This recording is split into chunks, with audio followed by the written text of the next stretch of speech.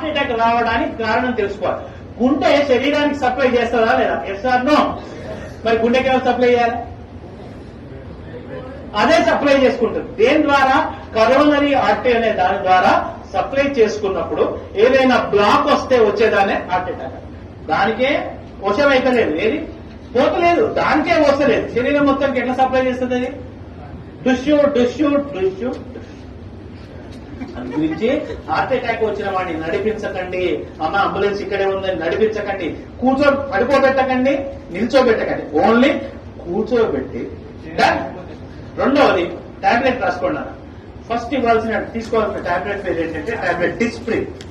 It makes the blood diluted. ఇది రక్తాన్ని పల్చగా చేస్తుంది. ఇమీడియట్లీ వాడాల్సింది Disprin. Dispersible aspirin tablet. Immediate గా పనిచేయాలంటే డిస్ప్రిన్ వాడాలి. 12 గంటల టైం తీసుకోవాలంటే ఎకోస్ప్రిన్ వాడాలి. ఆస్పిరిన్ అస్సలు వాడదు. సెకండ్ టాబ్లెట్ రాసుకోండి. టాబ్లెట్ సార్బిట్రేట్. సార్బిట్రేట్ దేని కింద పెట్టాలి? Keep under the tongue. 4 కింద పెట్టండి. ఇదేం చేస్తుంది నాన్న? రక్తనాళాలని వెడల్పు చేస్తుంది. It will make the blood vessels dilated. రక్తనాళాలని వెడల్పు చేస్తుంది. ఈ టాబ్లెట్ 4 కింద పెట్టగానే కరోనరీ ఆర్టరీ వెడల్పు అవుతుంది. ఆ బ్లాక్ పక్కకు పోతుంది. గుండెకు అవసరమైన రక్తము పోతుంది. ఆ క్షణానికి వాడు బతుకుతాడు.